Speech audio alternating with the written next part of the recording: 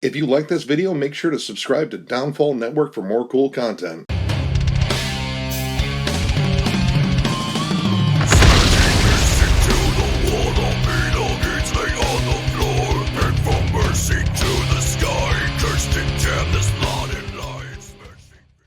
What's up, everyone? Thralls of Metal. I'm Shredlord here. Necrotic Nick.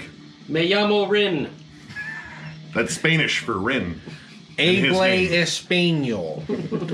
Regardless, we are the Thralls of Metal, and we come to you again with another album review. This time it is from the band Heathen. Empire of the Blind. This is their new album, came out on the 18th of September on Nuclear Blast Records. This is, at least in my opinion, the definition of an underrated band.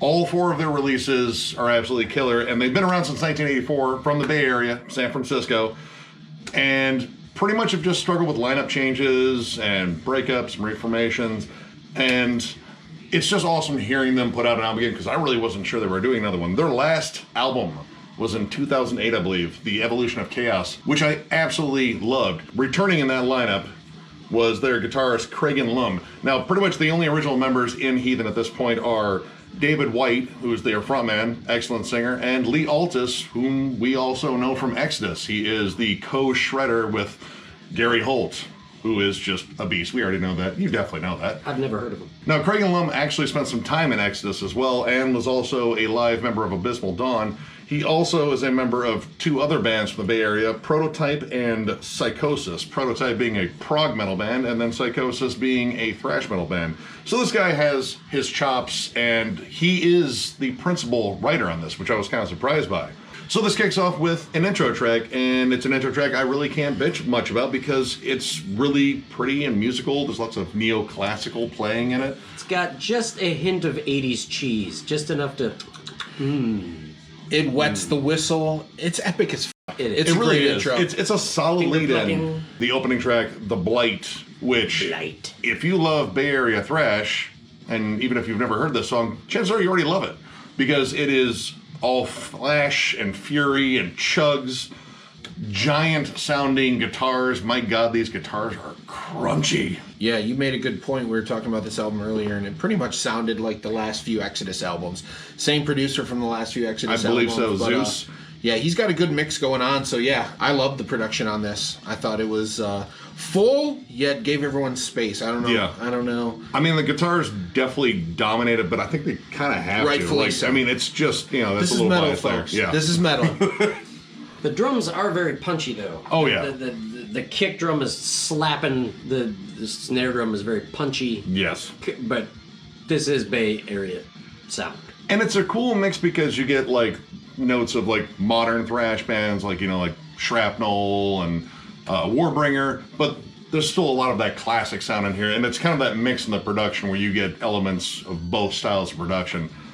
Now, this album pretty much just continues on for the chuggier parts here with their title track, Empire of the Blind, which possibly is my favorite track on here. This is just an absolute barn burner, but tons of groovy sections, and across the board on this album, even on some of the weaker tracks, these guys know how to write a chorus.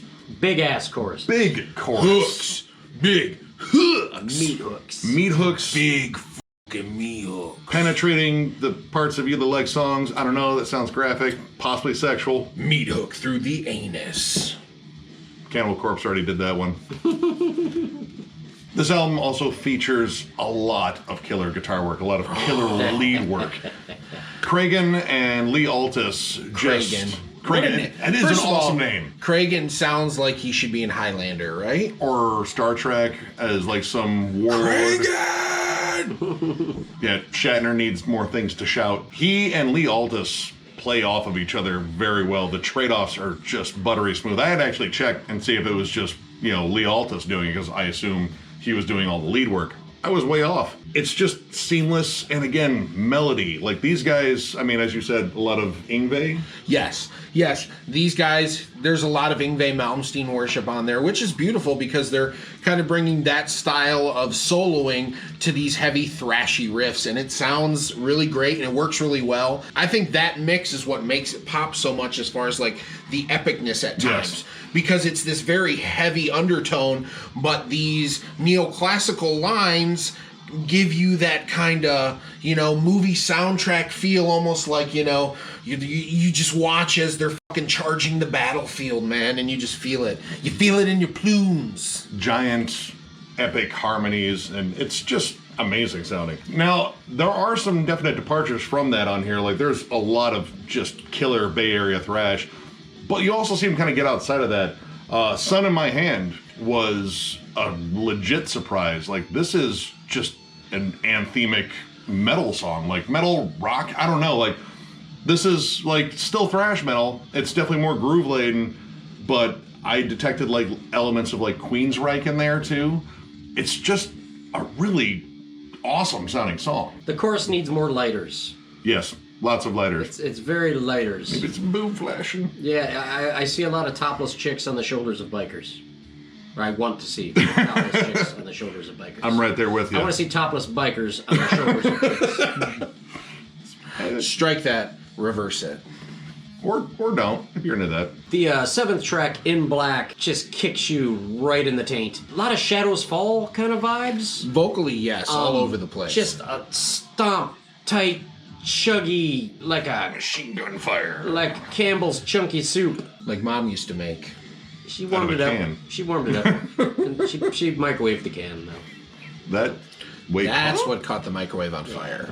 It looked cool. Vocally, he doesn't go too high, he doesn't go too low. Little dirt, but no death growls, nothing like that. I was trying to put my finger on who he sounds like. I was trying to finger who he sounds like. Well, we got to figure out who that is first. You can't finger a stranger. Wow. Whoa, hold on. Well, especially not now. So some of his vocals remind me of Brian Fair from Shadows Fall's clean vocals, not his wah, wah, wah, aggressive vocals with way too muffled sounds. This is not a slight, but a little bit of David Draymond. I heard it too. I did. But not the wah, none of that bullshit, but the aggressive, clean tone, maybe a bulge in the pants kind of... Dave White, you were a much cooler bald guy. Yes. And I'm sure you probably have a few He doesn't have the years lip on David. thing Yeah, going I on know. with the... You don't look like an old man that works at Hot Topic. It's true. Would you like to buy pants with straps? Decorative straps. Another vocalist he reminded me of, again, not a slight, because this is a metal channel and people are kind of picky, but if Chris Jericho could sing just a little bit better, I got that vibe. I'm a Jerichoholic. I'm sorry. I apologize for it. As you should. Another one that was kind of a departure from, I would say, what they usually do was Shrine of Apathy, which is ballad-ish. Ballady. Kind of ballad. Kind of ballady. It's a much softer song in the intro, but it builds to an absolutely giant crescendo. And the thing I really liked on here was initially the chorus is a little bit more subdued, but as the song gets more epic, the chorus gets more epic. They add more harmonies to it. Really just solid writing. It kind of reminded me of like early Metallica back, when they wrote songs that were memorable. That were metal. That too. Memorable for good reasons. And we're metal. I am the table. I am the table.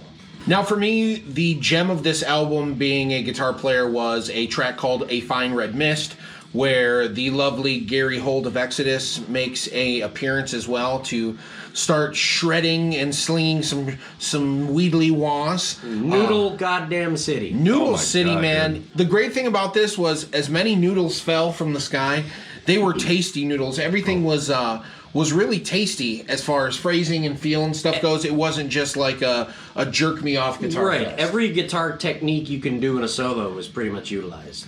Tapping, sweeping, dive bombs, lots of dive bombs. I'm a fan of the dive bomb. I mean, not only did you have Lee Altus and Cragen, you had Gary Holt too. You also had Rick Hunold, which I haven't heard him on an album in ages. That's one of Exodus's old guitarists. And you also had Heathen's original guitarist from their first two albums, Doug Piercy, coming in there and throwing in some really tasty leads too. It was like a thrash party. Like they got 4 cases of beer, all the guitars and amps they could, and just like, you know what? Let's just keep shredding. Maybe a little blow. Possibly some blow. Only to keep drinking, though. Right, Yeah, no, that's you can- what you want. you know, Just a tad. It's not Keep the energy up. recreational. It's not recreational Yeah, as much as just a little- it's maintenance. Just a little. Just look at it. Don't even do it. No, Just you don't look look at at it. it, no. No. Just It's not a habit, it's a hobby. That's the gray area right there. overall, this album was just a flat out banger. And again, it just pretty much reinforces the idea that I think this year thrash is just What the hell? it's just reinvigorated. This is just another awesome offering, and again, the definition of an underrated band. These guys write nothing but killer albums, and they've done it again. This for me is a 4-star album. I absolutely dug it. Only a couple of moments in here I was really detracted by, but they still weren't bad. They weren't just like, this is just kind of a filler track. Most of the stuff was epic. It's well paced. None of the songs really run into each other.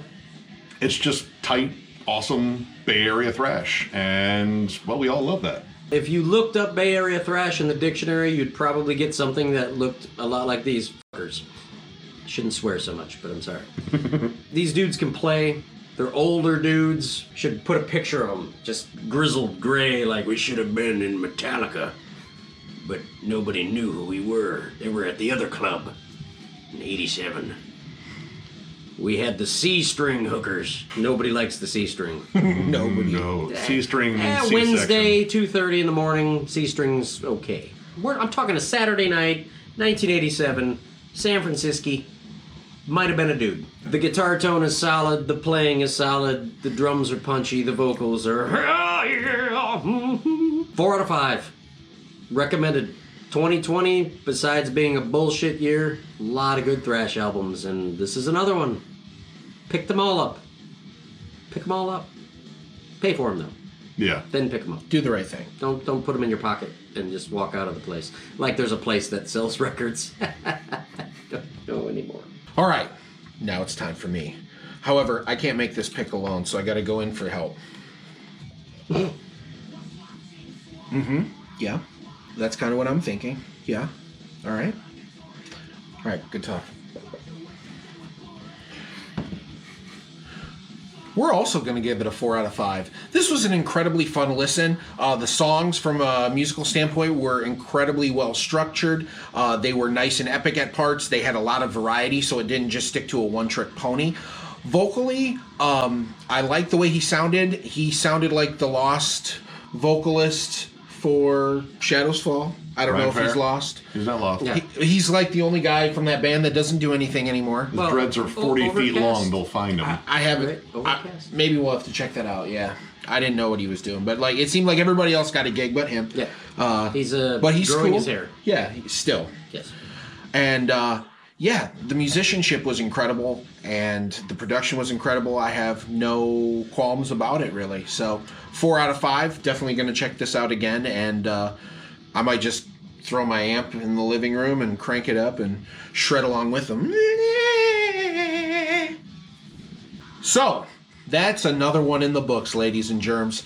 So, if you liked what you saw here and you haven't already hit the like and subscribe button, please do this because that lets us get into your homes more easily. I mean, what?